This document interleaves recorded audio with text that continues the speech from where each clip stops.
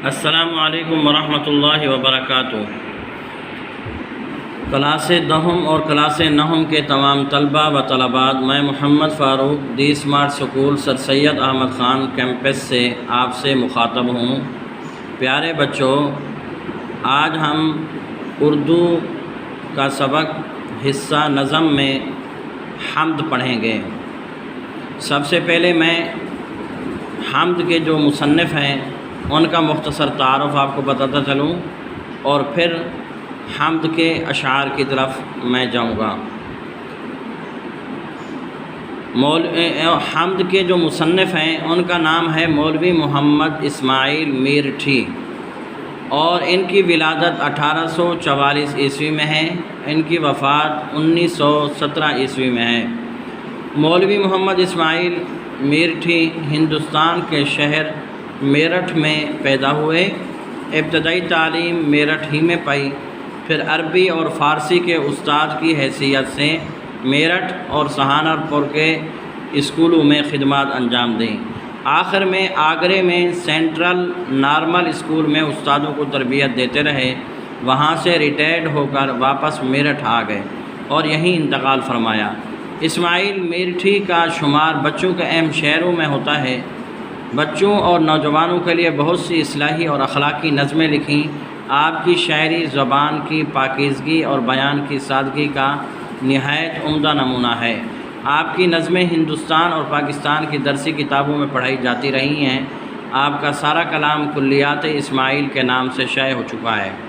درسی کتاب میں شامل حمد اسی کلیات سے لی گئی ہے۔ تو پیارے بچوں، یہ میں نے آپ کو مصنف کا مختصر تعارف بتایا ہے کہ حمد کے جو مصنف ہیں وہ مولوی محمد اسماعیل میرٹھی ہیں۔ اس کے بعد میں سبق کو شروع کرتا ہوں۔ حمد کے اشعار وہ میں پڑھوں گا۔ خدایا نہیں کوئی تیرے سوا، اگر تو نہ ہوتا تو ہوتا ہی کیا۔ تصور تیری ذات کا ہے محال، کسے یہ سکت اور کہاں ہے یہ مجال۔ بنائی ہے تو نے یہ کیا خوب چھت، کہ ہے سارے عالم کی جس میں کھپت۔ یہ تارے جو ہیں آتے جاتے ہوئے، چمکتے ہوئے جگمگاتے ہوئے، چراغ ایسے روشن جو بن تیل ہیں، یہ تیری ہی قدرت کے سب کھیل ہیں۔ یہ لال و گوہر ہیں جو بکھرے پڑے، زمین سے بھی ہیں ان میں اکثر بڑے۔ یہ قائم ہیں تیری ہی تقدیر سے، بندھے ہیں بہم سخت زنجیر سے۔ وہ زنجیر کیا ہے کشش باہمی، نہ اس میں خلل ہو نہ پیشی کمی۔ ہے ان سب کا آئین ایجاد ایک، ہنر ایک ہے اور استاد ایک۔ پیارے بچوں، یہ میں نے حمد کے اشعار آپ کے سامنے پڑھے ہیں۔ اب ان اشعار میں ہر شعر کی میں الگ الگ تشریح بھی کروں گا۔ ان اشعار میں سب سے پہلا شعر ہے، خدایا نہیں کوئی تیرے سوا، اگر تو نہ ہوتا تو ہوتا ہی کیا۔ سب سے پہلے آپ نے نظم کا حوالہ دینا ہے۔ یہ نظم ہماری اردو کی درسی کتاب حمد سے لی گئی ہے، اور یہ نظم کلیات اسماعیل میرٹھی سے ماخوذ ہے۔ شاعر کا حوالہ دیں گے کہ اس نظم کے شاعر کا نام مولوی محمد اسماعیل میرٹھی ہے۔ وہ ہندوستان میں پیدا ہوئے اور آپ 1844 عیسوی میں پیدا ہوئے اور 1917 عیسوی میں وفات پائی۔ آپ نے ابتدائی تعلیم میرٹھ ہی میں حاصل کی، اور آپ کی نظمیں ہندوستان اور پاکستان کی درسی کتابوں میں پڑھائی جاتی ہیں۔ اس کی تشریح میں اس شعر میں شاعر اللہ تعالیٰ کی بڑائی بیان کر رہے ہیں کہ اللہ تعالیٰ کے سوا کوئی معبود نہیں۔ خدایا نہیں کوئی تیرے سوا، کہ شاعر یہاں اس شعر کے اندر اللہ تعالیٰ کی بڑائی بیان کر رہے ہیں کہ اللہ تعالیٰ کے سوا کوئی معبود نہیں۔ اس پوری دنیا کا خالق اور مالک صرف اللہ ہے۔ اس دنیا کا کوئی بھی کام اللہ تعالیٰ کے حکم کے بغیر نہیں ہو سکتا۔ اگر اس دنیا میں اللہ تعالیٰ نہ ہوتے تو کچھ بھی نہ ہوتا۔ اللہ تعالیٰ ہمیشہ سے ہیں اور ہمیشہ سے رہیں گے، اور اس دنیا کا وجود بھی اللہ تعالیٰ سے ہے۔ اس دنیا کا وجود بھی اللہ تعالیٰ سے ہے۔ دوسرا شعر ہے تصور تیری ذات کا ہے محال، کسے یہ سکت اور کہاں ہے یہ مجال۔ اس شعر کے اندر شاعر اللہ تعالیٰ کی ذات کے بارے میں بتانا چاہ رہے ہیں کہ اللہ تعالیٰ کی ذات کتنی بلند و بالا ہے کہ ہم اللہ تعالیٰ کی ذات میں سوچنا تو دور تصور بھی نہیں کر سکتے، ٹھیک ہے نا۔ تصور تیری ذات کا ہے محال، کہ اللہ تعالیٰ کی ذات کے بارے میں سوچنا تو دور تصور بھی نہیں کر سکتے۔ اللہ تعالیٰ کی ذات کا تصور مشکل ہی نہیں بلکہ ناممکن ہے۔ انسان خود اللہ تعالیٰ کا تخلیق کردہ ہے۔ انسان کے اندر اتنی ہمت اور قوت نہیں ہے کہ وہ اللہ تعالیٰ کو پہچانے، یہاں تک کہ انسان سوچنے کے لیے خود دماغ کا محتاج ہے۔ کوئی بھی چیز انسان نے سوچنی ہو تو سوچنے کے لیے خود دماغ کا عقل کا محتاج ہے، اور یہ انسانی عقل سے ماورا ہے۔ ماورا ہے یعنی بہت دور ہے، عقل سے، انسانی عقل کی سوچ سے بہت دور ہے، بہت ہی زیادہ دور ہے کہ وہ اللہ تعالیٰ کی ذات کو پہچانے۔ دو اشعار کی تشریح ہو گئی۔ اس کے بعد اگلا شعر ہے تیسرا، بنائی ہے تو نے کیا خوب چھت، کہ ہے سارے عالم میں جس کی کھپت۔ اس شعر میں شاعر آسمان کی بناوٹ کے بارے میں بتا رہے ہیں کہ اللہ تعالیٰ نے آسمان کیسا بنایا ہے، کہ پورے آسمان کو بغیر ستون کے اور بغیر سہارے کے اللہ پاک نے کھڑا کر دیا، اور اللہ تعالیٰ نے آسمان کو اتنا خوبصورت بنایا ہے کہ اس آسمان کے نیچے جتنی بھی مخلوقات ہیں تمام مخلوقات اس آسمان کے نیچے سما گئی، اس آسمان کے نیچے سمائی ہوئی ہے۔ اور یہ دنیا میں ایک ایسی چیز ہے کہ اس دنیا میں جب سے آسمان بنا ہے تب سے لے کر آج تک، آسمان جب سے جو ہے نا اس دنیا میں اللہ پاک نے بنایا ہے، اس وقت سے لے کر آج تک نہ ہی اس کی خوبصورتی میں کوئی تبدیلی آئی ہے اور نہ ہی اس میں کوئی دراڑ آئی ہے، نہ ہی آسمان کی خوبصورتی میں کوئی کمی آئی ہے، اور نہ ہی اس آسمان میں جو ہے نا کوئی دراڑ آئی ہے کہ اتنا عرصہ گزر گیا ہے تو اس میں دراڑ پڑ جائے۔ جیسے پرانے مکانات ہوتے ہیں، وہاں پرانے جو ہے نا مکانات بنے ہوتے ہیں تو اس کو جب ایک عرصہ گزر جاتا ہے تو ان کی دیواروں میں اور ان کی جو ہے نا چھت میں یا کسی چیز میں دراڑ پڑ جاتی ہے، جیسے ہم دنیا میں دیکھتے ہیں۔ لیکن اس طرح نہیں ہے، یہ آسمان جب سے اللہ پاک نے بنایا ہے اس وقت سے لے کر آج تک اس میں کوئی دراڑ نہیں اور نہ ہی اس کی خوبصورتی میں کوئی کمی واقع ہوئی ہے۔ اس کے بعد اگلا شعر ہے، یہ چہرے یہ تارے جو ہیں آتے جاتے ہوئے، چمکتے ہوئے جگمگاتے ہوئے، چمکتے ہوئے جگمگاتے ہوئے۔ اس شعر میں شاعر اللہ تعالیٰ کی تخلیق کردہ چیزوں میں ستاروں کا ذکر کر رہے ہیں۔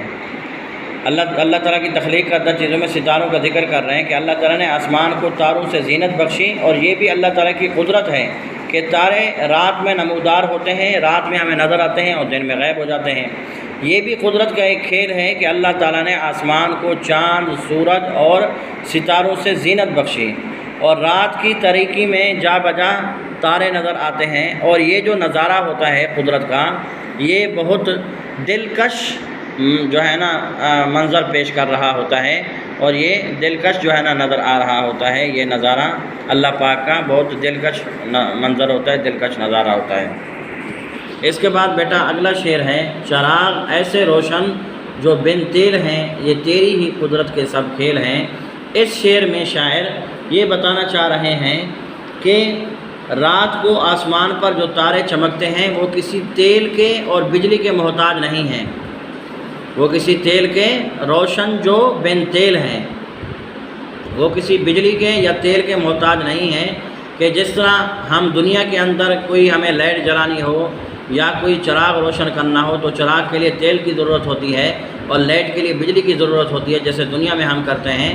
تو یہ وہ جو ہے نا چراغ ہیں، وہ ستارے ہیں جو بن تیل ہیں، اور نہ ہی ان کو جو ہے نا بجلی کی ضرورت ہے نہ تیل کی ضرورت ہے۔ اور یہ ساری چیز یعنی جس دن سے یہ دنیا وجود میں آئی ہے اس دن سے لے کر آج تک ستاروں کی خوبصورتی میں اور ستاروں کی روشنی میں نہ کوئی کمی آئی ہے اور نہ ہی ان میں کوئی فرق آیا ہے۔ اور ایسا نہیں ہوا کہ تارے رات کی تاریکی میں آسمان کو منور کرتے ہیں۔ اللہ تعالیٰ نے اس دنیا میں کتنی عظیم عظیم چیزیں بنائی ہیں، یعنی اس وقت سے لے کر آج تک اسی طرح جو ہے نا یہ تارے ان کی خوبصورتی میں اور ان کی جو ہے نا جگمگاہٹ میں کوئی کمی نہیں آئی۔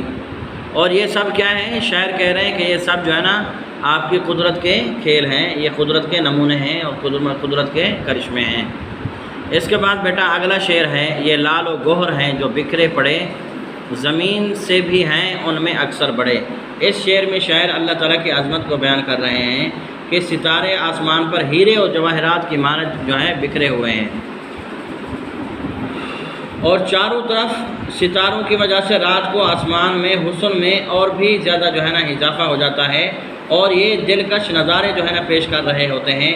اور اللہ تعالیٰ نے ان میں سے کچھ کو تو بہت بڑا بنایا ہے، اور یہ ہمیں آسمان پر نقطوں کی طرح نظر آتے ہیں، بلکہ ان ستاروں میں کچھ زمین سے بھی بڑے ہیں۔ یہ سب بتا کر شاعر اللہ تعالیٰ کی عظمت بتا رہے ہیں، اور ان سب چیزوں کو دیکھ کر شاعر یہ کہہ رہے ہیں کہ ہمیں ہر طرف اللہ تعالیٰ کی قدرت دکھائی دیتی ہے، اور ان سب چیزوں کو دیکھ کر ہمیں اللہ تعالیٰ کی قدرت کا اندازہ ہوتا ہے کہ اللہ تعالیٰ کی قدرت کتنی بڑی ہے۔ اس کے بعد اگلا شعر ہے، یہ قائم ہیں تیری ہی تقدیر سے، بندھے ہیں بہم سخت زنجیر سے۔ اس شعر میں شاعر اللہ تعالیٰ کی قدرت بیان کر رہے ہیں، اور اس میں جو چیزیں بھی قائم ہیں یہ صرف اللہ تعالیٰ کے حکم کی وجہ سے ہیں، یعنی اور یہ سب چیزیں اپنے مدار پر چل رہی ہیں۔ اللہ تعالیٰ کی قدرت کو بیان کر رہے ہیں کہ یہ سب چیزیں، جتنی بھی چیزیں اللہ پاک نے بنائی ہیں، یہ سب اللہ کے حکم کی وجہ سے قائم ہیں، اور سب چیزیں اپنے اپنے مدار میں اپنے اپنے محور میں چل رہی ہیں، کہ جو مدار جس کی جہاں ڈیوٹی اللہ پاک نے لگائی ہے وہ اسی ڈیوٹی کے اندر کیا ہے چل رہا ہے اور اپنی ڈیوٹی پوری کر رہا ہے۔ اور یہ سب چیزیں ایک زنجیر کی مانند ہیں، جس طرح زنجیر کی کڑیاں ملی ہوئی ہوتی ہیں، کڑی کے ساتھ کڑی ملی ہوئی ہوتی ہے، اور وہ کڑیاں آپس میں نہیں ملتی، نہ آپس میں ٹکراتی ہیں، اسی طرح یہ سب چیزیں بھی آپس میں کبھی نہیں ٹکراتی۔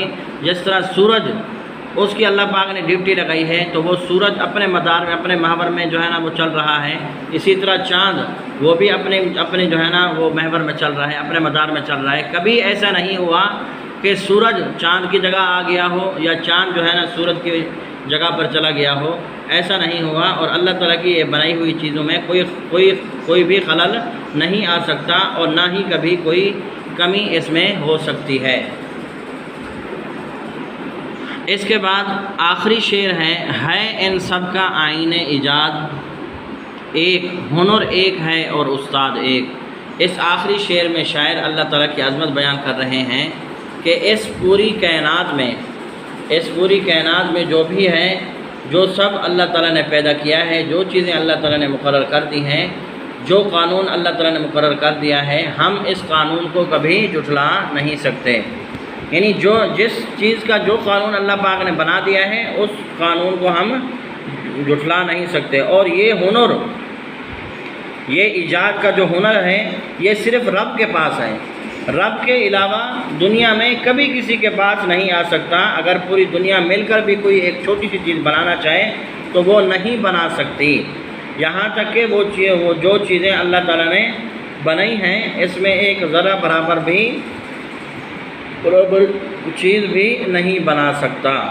تو یہ کیا ہے؟ یہ سب ہنر اور یہ سب ایجاد اللہ تعالیٰ کی ہیں، اور اللہ تعالیٰ کی ہی کاریگری ہے، اور اللہ کے علاوہ اس کو نہ کوئی بنا سکتا ہے، نہ ہی اس میں کوئی جو ہے نا کمی کر سکتا ہے سوائے اللہ کے، اور نہ ہی کر سکے گا۔ تو پیارے بچوں، حمد کے جتنے اشعار تھے ان میں میں نے تمام اشعار کی تشریح بھی کر دی، مصنف کا میں نے تعارف بھی آپ کو بتا دیا شروع میں، اور یہ اشعار بھی میں نے آپ کو پڑھ کے سنائے اور ان کی تشریح بھی ہو گئی۔ صحیح ہے بیٹا؟ اپنا خیال رکھیے گا۔ السلام علیکم ورحمۃ اللہ وبرکاتہ۔